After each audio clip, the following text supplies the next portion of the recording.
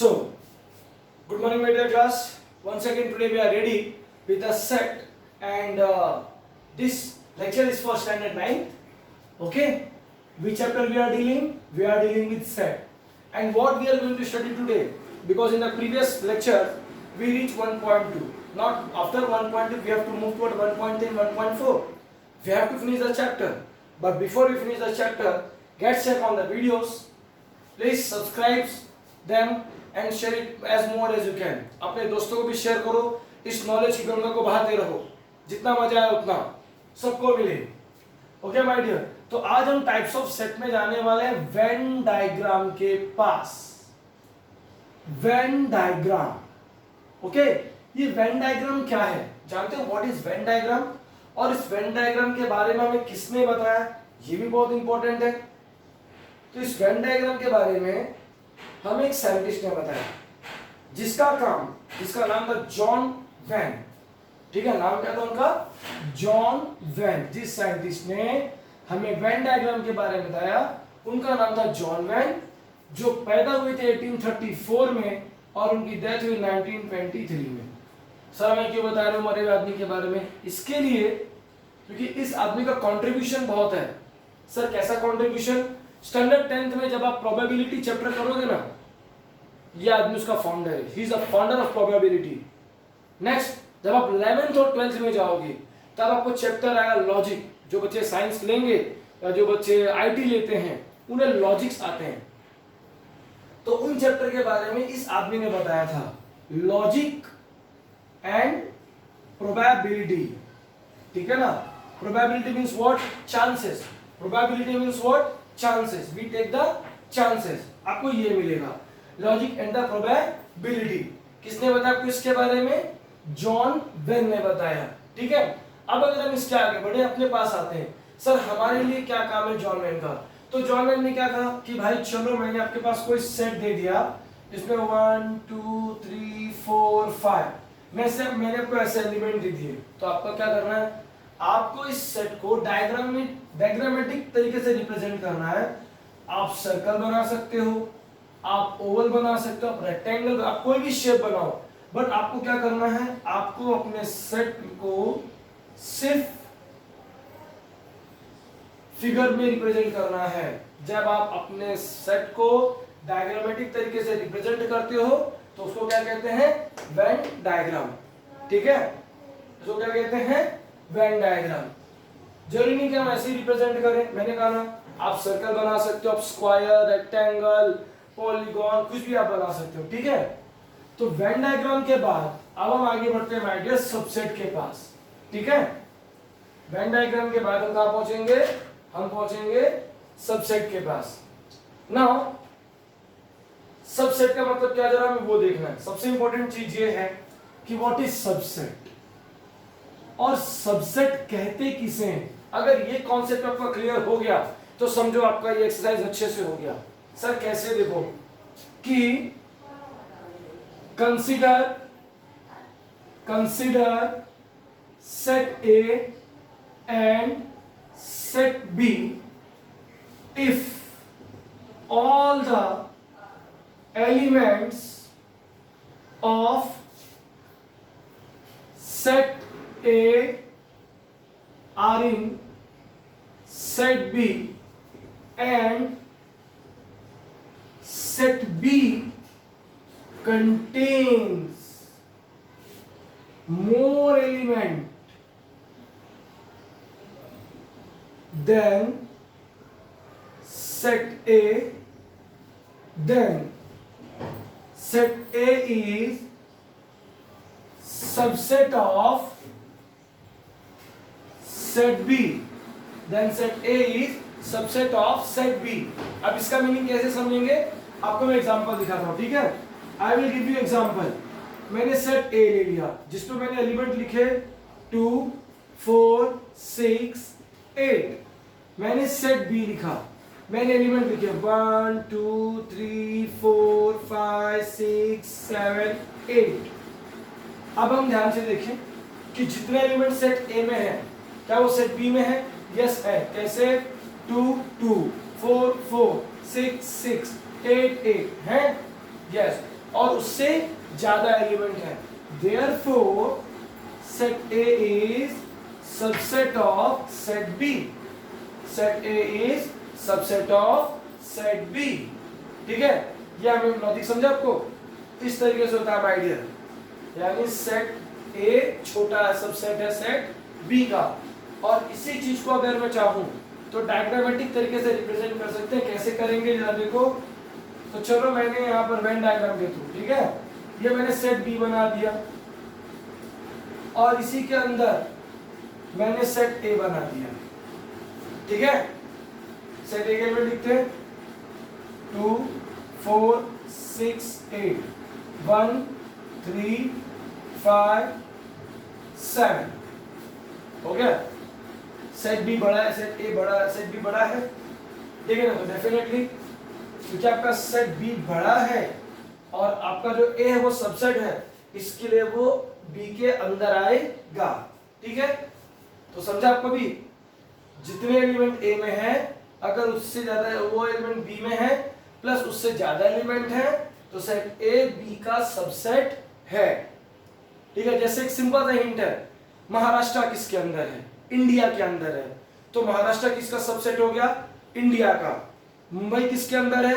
महाराष्ट्र के अंदर है, तो मुंबई किसका सबसेट हो गया? महाराष्ट्र का एज वेल एज इंडिया का।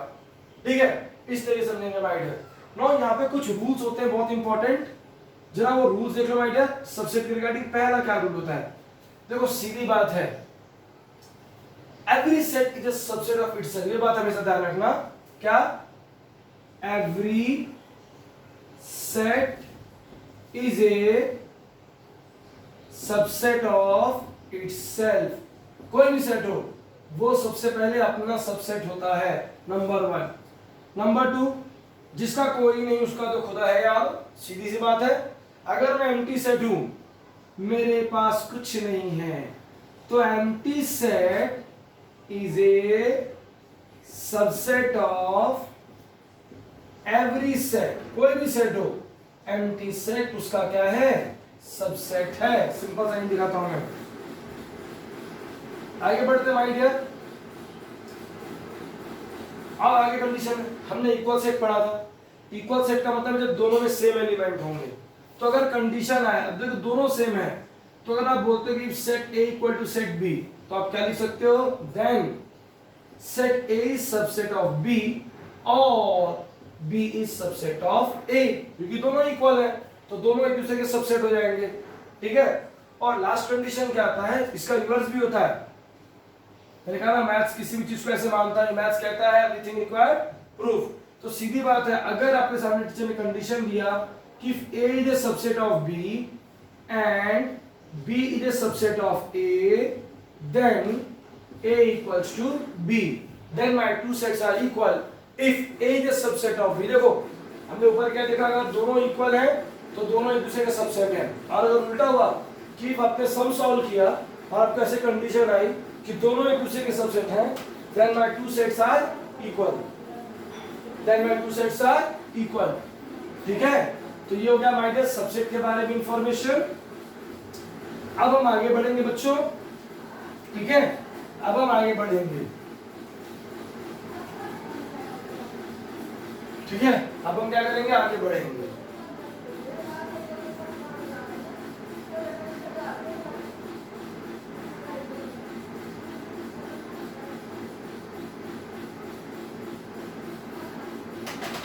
मैडम अब हम पढ़ेंगे यूनिवर्सल सेट। यूनिवर्सल सेट का मतलब क्या होता है जरा आप लोग समझो। यूनिवर्सल सेट, सबसे पहले इसका सिंबल है, इसका सिंबल है यू। ठीक है, इसका सिंबल है यू। दूसरी चीज, यूनिवर्सल सेट का मतलब क्या होता है? A set which contains all elements under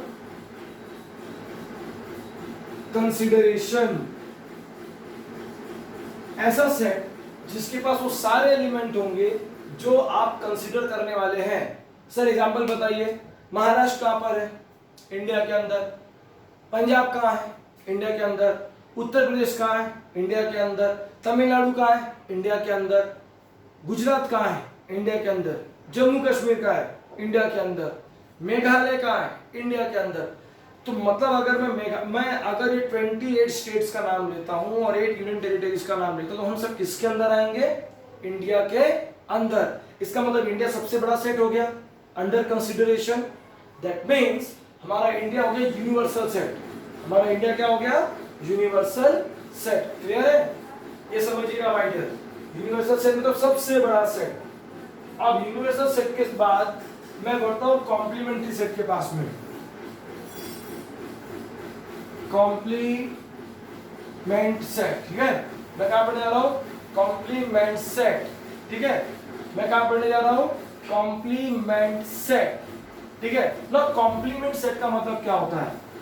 complement का सीधी बात सिंपल है मेरे बोता बेटा, मेरी बात समझना। कॉम्प्लीमेंट सेट का मतलब होता है अपोजिट ऑफ गिवन सेट। बस सिंपल भाषा में कॉम्प्लीमेंट सेट का मतलब क्या है? अपोजिट ऑफ गिवन सेट, यानी आपको जो सेट दिया है उसका अपोजिट। सर कैसे, हम वो समझाइए। तो एग्जांपल देखते हैं। सीधी बात है, इंडिया है, हर चीज समझाना पड़ता है और हर चीज आपको समझना चाहिए। तो चलो माय डियर, मैंने एलिमेंट ले लिए 1 2 3 4 5 6 7 8 9 10। ये हो गया मेरा यूनिवर्सल सेट। मैंने 1 से लेकर के 10 तक के सारे एलिमेंट इसके कंसीडरेशन में लिए, ठीक है। नाउ माय डियर, इसके बाद मैं आगे चलता हूं ए के पास में। सेट ए लिखता हूं मैं 2 3 7 9 10। अब अगर मुझे इसका कॉम्प्लीमेंट लिखना है तो इसको लिखने के दो तरीके हैं। या तो मैं ए डैश लिखूं या फिर ए लिख के उसके ऊपर सी लिखूं। ये कॉम्प्लीमेंट लिखने के दो तरीके हैं, ठीक है।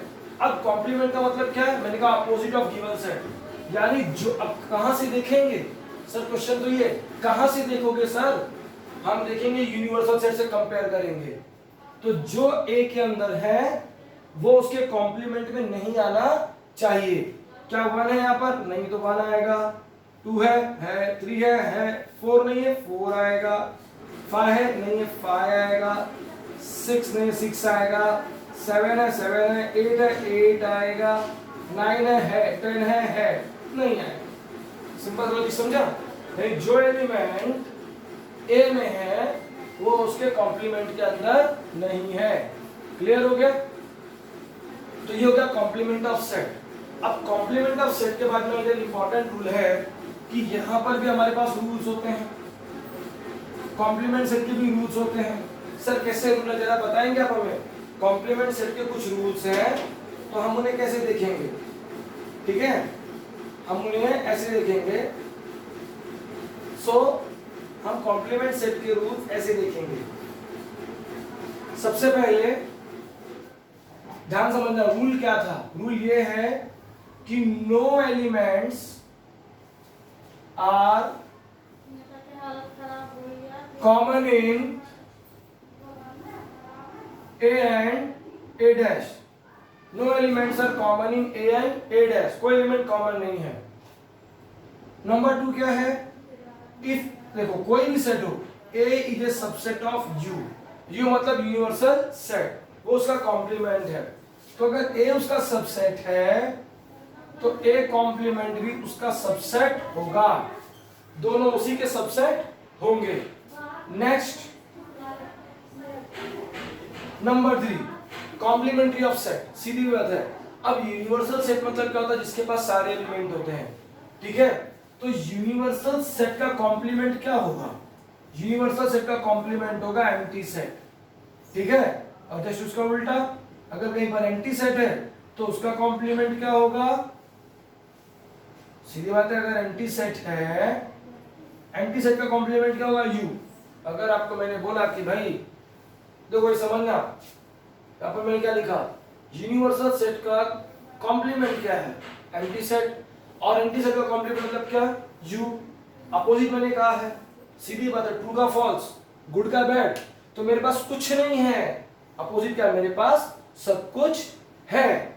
तो ये है माय डियर कॉम्प्लीमेंट्री सेट, ठीक है। आप इनको देखिए, अंडरस्टैंड कीजिए, और अगर आपको कोई दिक्कत हो तो मुझे जरूर कहिए, ठीक है। प्लीज। चलो माय डियर क्लास, तो रेडी हो जाते हैं। अब हम आगे बढ़ेंगे बच्चों, एक्सरसाइज के पास, ठीक है। 1.3 एक्सरसाइज। अब हमें एक्सरसाइज सीखना है, मगर एक्सरसाइज के पहले आपको क्लियर कर लेना है कि आपने जो सीखा आपको वो समझ में आया। ओके, तो चलो माय डियर आगे बढ़ते हम लोग एक्सरसाइज के पास चलते हैं, ठीक है। नाउ हम अपनी एक्सरसाइज को देखेंगे, क्योंकि मुझे आपके लिए क्वेश्चंस तो लिखने पड़ते हैं ना, ऐसे कैसे आपको सिखा दूं। तो माय डियर अब हम करने जा रहे हैं एक्सरसाइज 1.3, और 1.3 हमारा बहुत अच्छा है। क्या कहता है देखो जरा, कहता है कि if a equals to a b c d e bracket close, set b equals to c d e f bracket close, set c equals to b comma d and set d equals to a comma e, ठीक है। फिर आगे कहता है वो then which of the following statements are true and which are false, question mark, ठीक है my dear. अब हमें स्टेटमेंट बताना है, और स्टेटमेंट बताने से पहले आपको पूछता है क्वेश्चन, सबसेट का मतलब आपको मैंने क्या समझाया। सबसेट का मतलब आपको मैंने समझाया कि आपके पास जब दो सेट हैं तो set which contain all element, ठीक है। अगर आपके पास दो सेट हैं, ओके, तो माय डियर सबसेट का मतलब हमने क्या देखा था कि हमारे पास दो सेट थे, एक सेट बड़ा दूसरा सेट छोटा, क्योंकि जो सेट ए था उसके पास कम एलिमेंट थे, बी के पास उससे ज्यादा एलिमेंट था, ए के सारे एलिमेंट बी के पास थे, इसलिए हमने कहा ए बी का सबसेट है। अब यहां देखते हैं ए में कौन कौन से एलिमेंट है, A B C D E, 5 element है, ध्यान देना। बी के पास क्या है, सी डी ई एफ। अब ध्यान से देखो, मैंने क्या कहा था, क्या बी के सारे एलिमेंट ए के अंदर है, आप बोलोगे है नहीं, क्योंकि बी के पास कौन है, एफ, और एफ ए के अंदर नहीं है, इसका मतलब बी ए का सबसेट नहीं है। नेक्स्ट चलते हैं सी के पास। सी के पास कौन सा एलिमेंट है, बी और डी, क्या बी डी ए में है, यस है, इसका मतलब सी ए का सबसेट है। उसी तरीके से डी के पास चलते हैं, डी के पास कौन से एलिमेंट है, ए और ई, क्या ए के पास ए और ई है, इसका मतलब D is a subset of A. तो फर्स्ट क्वेश्चन पूछता है मुझसे, आपको बताना है कि क्या C is a subset of B, मुझे बताओ क्या सी बी का सबसेट है।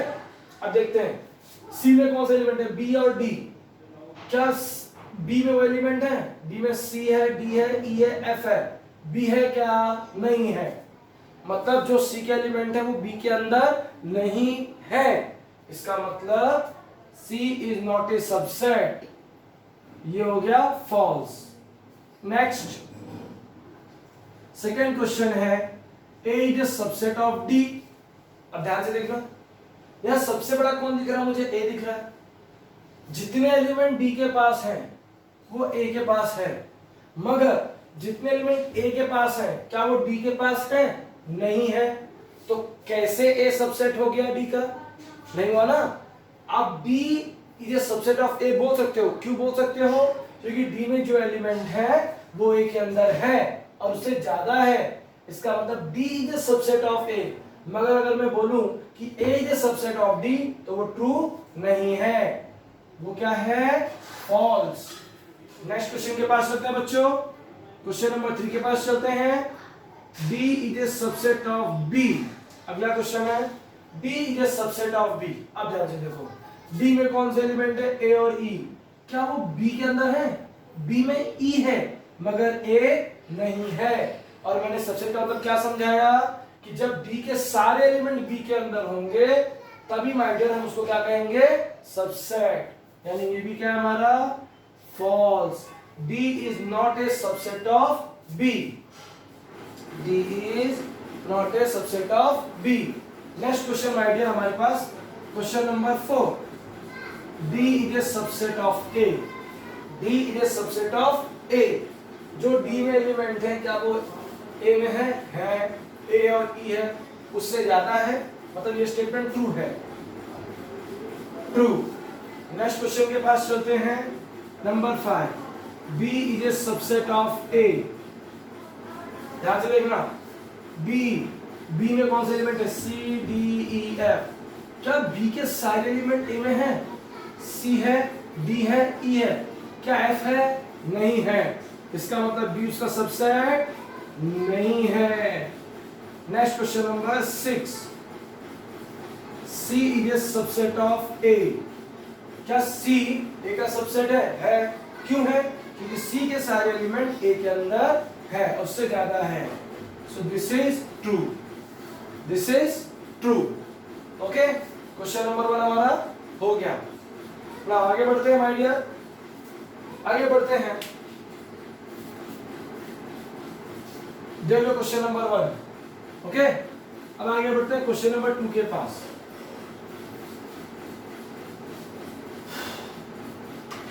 ना क्वेश्चन नंबर 2 क्या कहता है? क्वेश्चन नंबर 2 कहता है हमसे कि take the set of natural numbers from 1 to 20 as universal set and show set X and Y using Venn diagram. ठीक है. Now क्वेश्चन नंबर 1 क्या हमारे पास में? X such that X belongs to N. N का मतलब क्या होता है? Natural number. 7 is less than X and X is less than 15. Question number 2. Question number 2.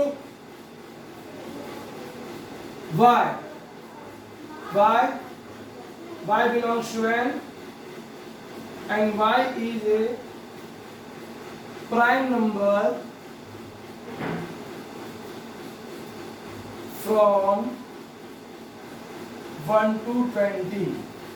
Prime number लेना है. ठीक है.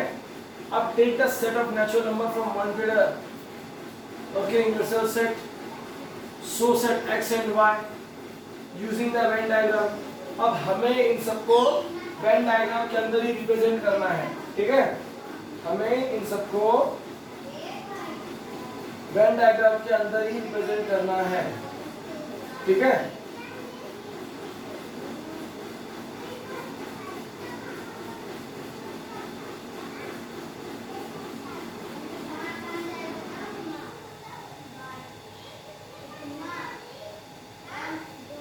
ठीक है.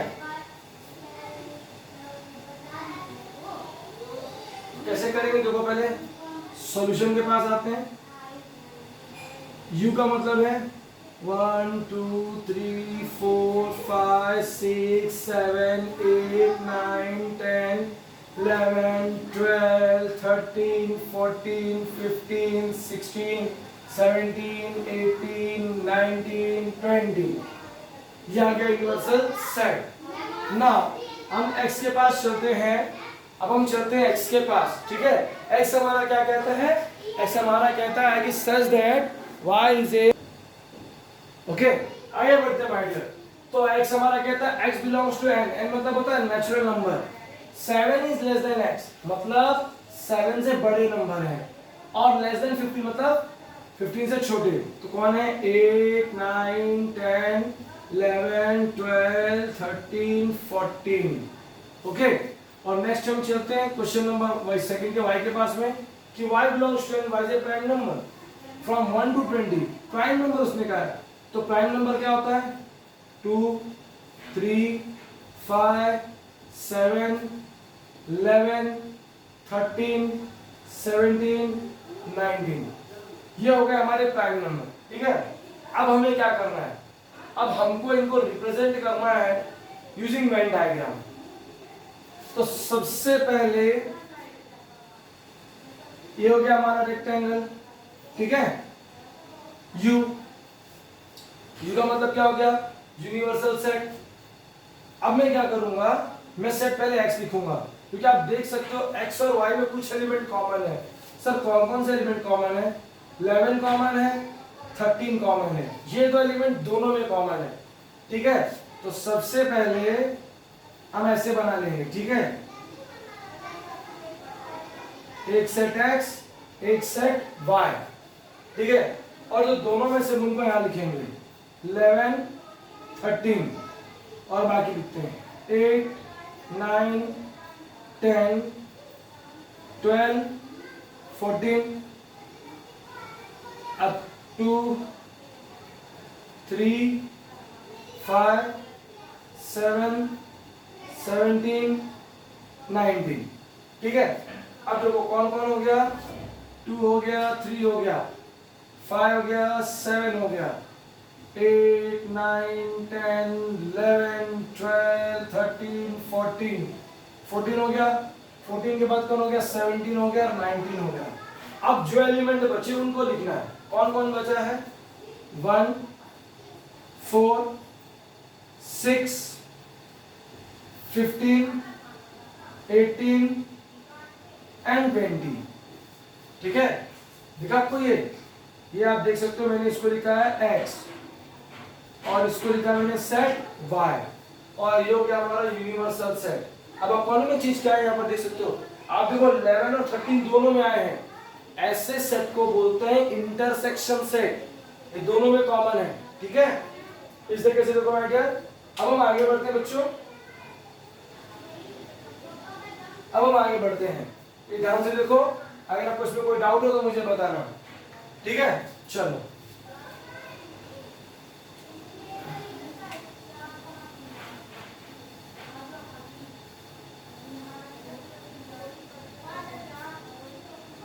अब हम आगे बढ़ते हैं। क्वेश्चन नंबर 3 है हमारा क्या कि u 1 2 3 7 8 9 10 11 12 और p हमारा क्या है? p हमारा 1 3 7 10, ठीक। अब हमें क्या कहता है कि then show the set u p and p dash by Venn diagram। इसे वेन डायग्राम से रिप्रेजेंट करना है, नंबर 1। नंबर 2 वेरीफाई करना है, हमें क्या वेरीफाई करना है कि p डैश का डैश इक्वल टू p। सबको देखते हैं, उसने क्या था, वेरीफाई करना है, ठीक है। हमें क्या करना है, वेरीफाई करना है, ओके ना। हमें क्या करना है, वेरीफाई करना है। तो सबसे पहले हम आइडिया सॉल्यूशन के पास चलते हैं, और सॉल्यूशन में हम बनाएंगे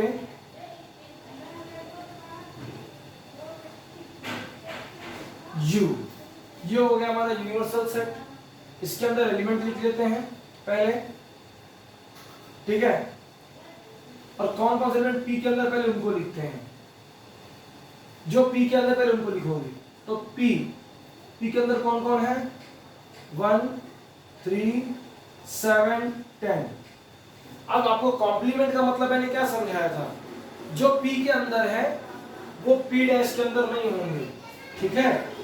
तो P डैश, आगे ध्यान दो, P डैश, तो P डैश में 2 8 9 11 12। देखो अब यूनिवर्सल सेट सबसे बड़ा सेट है, जितने एलिमेंट अंदर कंसीडरेशन है सब उसके अंदर आ रहे हैं, 1 2 3 7 8 9 10 11 12 आगे। अब P के जो एलिमेंट उनको देखते हैं, P के एलिमेंट के अंदर 1 3 7 10 1 3 7 10 आगे। यही वेन डायग्राम इसी के अंदर सब बनेगा। और नेक्स्ट क्या आ गया हमारा, नेक्स्ट आ गया हमारा P डैश, ठीक है। जो एलिमेंट बचे हो क्या हो गया, P डैश। तो ये हो गया हमारा फर्स्ट पार्ट। आप चलते हैं सेकेंड पार्ट के पास। उसने कहा वेरीफाई करना है, तो वेरीफाई करने के लिए सीधा चलते हैं माय डियर, सिंपल सी बात है, यूनिवर्सल सेट के पास। क्या क्या है, 1 2 3 7 8 9 10 11 12, वेरीफाई बोला उसने, ठीक है।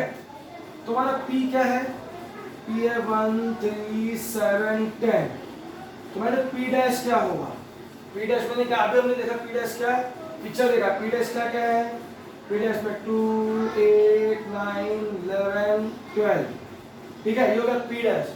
तो P डैश के डैश का डैश, कॉम्प्लीमेंट का कॉम्प्लीमेंट, सीधी बात है, प्लस का अपोजिट क्या होता है, माइनस, और माइनस का अपोजिट प्लस, तो माइनस इंटू माइनस प्लस, ठीक है। तो P कॉम्प्लीमेंट का कॉम्प्लीमेंट अगर करोगे तो यहाँ पे 2 है, कहाँ से देखना है, यूनिवर्सल सेट से देखना है, तो जो एलिमेंट P डैश के अंदर है वो इसमें नहीं आने चाहिए, तो कौन कौन से नहीं आने चाहिए, 2 नहीं आने चाहिए, 8 नहीं होगा, 9 नहीं होगा, 11 नहीं होगा, 12 नहीं होगा, तो बाकी क्या बचे, 1 3 7 10, ये बचे। अब आप देख सकते हो कि 1 3 7 10 हो गया, देयरफॉर वेरीफाई हो गया क्या, कि दोनों, सिंस, आप चाहो तो स्टेटमेंट लिख सकते हो यहां पर कि since set P and set P dash का dash contains exactly same element, therefore P dash का डैश इक्वल टू P। ये हो गया वेरीफाई, ये हो गया इक्वल से मैंने सीख लिया। जिन्होंने पिछले लेक्चर में नहीं सीखा तो देखो कि दोनों में सेम एलिमेंट है, therefore these two sets are equal, okay. तो बेटा क्वेश्चन नंबर 1 हो गया, 2 हो गया, क्वेश्चन नंबर हमारा 3 भी हो गया, ओके। ओके माय डियर, आगे बढ़ते हैं क्वेश्चन नंबर 4 के पास। क्वेश्चन नंबर 4 बेटा हमारा क्या कहता है कि A 1 3 2 7, ठीक है, then write any 3 subsets of A। आपको एक ही कोई भी 3 सबसेट लिखने में आइडिया, तो सिंपल सी बात है, पहला आंसर क्या है, हमने पढ़ा था कि every set is a subset of itself, number 1, सो 1 3 2 7, फिर हम किसी को बना सकते हैं, हम 1 3 ले सकते हैं, हम 1 2 ले सकते हैं, हम 1 7 ले सकते हैं। आप ऐसे चाहो तो बहुत सारे सेट लिख सकते हो idea, and all this set can be called as subset of A. So this, इसका क्या कॉल लिख सकते हो, 1 3 1 2 1 7 गए, फिर हम 3 2 3 7 ला सकते हैं, फिर हम 2 7 ला सकते हैं। In this way we can form different pairs, okay. पहले अब हम चलते हैं क्वेश्चन नंबर 5 के पास। ना क्वेश्चन नंबर 5 आइडिया, अभी कुछ देर पहले आपको जब मैं सबसेट सिखा रहा था तो इस क्वेश्चन के रिगार्डिंग मैंने आपसे कुछ बात की थी। आप बोलोगे सर क्या बात की थी आपने, हमें तो याद नहीं है। कोई बात नहीं, आपको याद है बट मुझे तो याद है ना।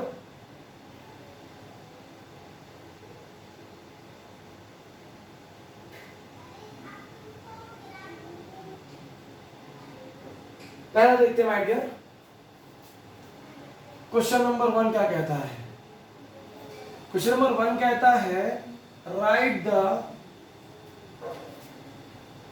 Subset relation between the sets, ठीक है, right the subset relation between the sets. तो आइडिया हमें क्वेश्चन दिया हुआ है, अब हमें आगे बढ़ना है, ओके। सो माय डियर आगे बढ़ते हैं बच्चों, क्वेश्चन के पास चलते हैं। हमारा सम कहता है right the subset relation between the sets. Subset समझ जाना, याद होना चाहिए। मैंने कहा था कि जब आपके पास 2 सेट हो और पहले वाले सेट के अगर सारे एलिमेंट दूसरे सेट में हैं और उससे ज्यादा हैं, क्योंकि वो बड़ा हो गया, इससे छोटा वाला सेट उसका सबसेट होगा। कैसे, मुझे बताओ, P क्या है, set of all resident in Pune, ठीक है, और पुणे कहां पर आता है, महाराष्ट्र में। महाराष्ट्र का दिया इसके अंदर, तो मुझे बताओ महाराष्ट्र बड़ा है कि पुणे बड़ा है, कौन बड़ा है, महाराष्ट्र बड़ा है। इसका मतलब कि P is a subset of H, number 1। Number 2, Madhya Pradesh के पास आते हैं, एम वाले के पास। और फिर आई को देखते हैं, आई मतलब इंदौर। इंदौर किसके अंदर आता है? मध्य प्रदेश के अंदर आता है। इंदौर बड़ा होगी, मध्य प्रदेश बड़ा होगा, मध्य प्रदेश बड़ा होगा, इसलिए Indore is a subset of Madhya Pradesh. Number three, क्या मध्य प्रदेश महाराष्ट्र के अंदर आता है? नो। क्या महाराष्ट्र मध्य प्रदेश के अंदर आता है? नो। बट दोनों किसके अंदर आते हैं? दोनों इंडिया के अंदर आते हैं। तो first M is a subset of B, यानी Madhya Pradesh is a subset of India. Number 4, Maharashtra is also subset of India. Clear हो गया? आप आगे इसको और बढ़ा सकते हो, सब्स्टिट्यूशन में बहुत लिख सकते हैं भाई डियर। हम बोले तो पुणे भी सबसेट होगा इंडिया का, ये भी सबसेट होगा, बट इतने काफी, ठीक है। अब आगे पूछता है कि सबसे बड़ा सेट कौन है, तो मुझे बताओ इनमें सबसे बड़ा कौन है? पुणे बड़ा है सबसे बड़ा, मध्य प्रदेश सबसे बड़ा है, इंडिया सबसे बड़ा है, इंदौर या महाराष्ट्र? कौन बड़ा सबसे? इंडिया। तो अब यूनिवर्सल सेट का मतलब क्या था? मैंने कहा था a set which contain all element under consideration. जब आप एलिमेंट को कंसीडर करते हो, जो सबसे बड़ा सेट होगा उसको कहते हैं। तो भाई वो कौन है? Set B is the universal set, ठीक है। Set B is the universal set. आप देख लो, फिर इसके बाद में अगले क्वेश्चन के पास पहुंचता बेटा। बी फास्ट, देखो, समझो और सीखो।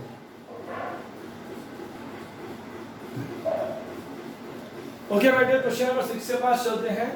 क्वेश्चन नंबर 6 हमसे क्या कहता है? वो कहता है कि which set of number could be universal set for the given number. Which set of number, तो हमारे पास देखो, हमारे पास नेचुरल नंबर है, इंटीजर्स है, होल नंबर है, रियल नंबर है। मगर अब अगर मैं आगे बढ़ता हूँ, तो क्वेश्चन ए है, अगर ए को मैं लिस्टिंग मेथड में लिखूं तो मल्टीपल ऑफ 5 मतलब 5, 10, 15 ऐसे ऐसे पता नहीं कितने नंबर एंड हो जाएंगे। इसलिए मैं बी के पास जाता हूँ मल्टीपल ऑफ 7 में, तो 7, 14, 21 dot dot dot dot dot dot dot dot dot ending. C के पास जाता हूँ, 12 बोला है, तो 12, 12, 12, 24, 12, 36 dot dot dot dot dot dot dot. अब हम एक चीज देख सकते हैं, क्या यहाँ पर हमारा आंसर पॉइंट में आ रहा है? नहीं आ रहा है। अगर पॉइंट में नहीं आ रहा है, इसका मतलब ये रैशनल नंबर नहीं है, रियल नंबर नहीं है। तो फिर सर इनका कौन कौन सा सेट हो सकता है हमारे यूनिवर्सल सेट? तो हमारे देखो इसका आंसर आएगा देयरफॉर। ये देख सकते हैं, स्टार्ट तो सब 1 से हो रहे हैं, सब 1 से स्टार्ट हो रहे हैं, 0 से भी हो सकते हैं। तो नेचुरल नंबर आप बोलो, या होल नंबर आप बोलो, या इंटीजर बोलो, ठीक है, 3 ले लिया हमने। Any of this can be universal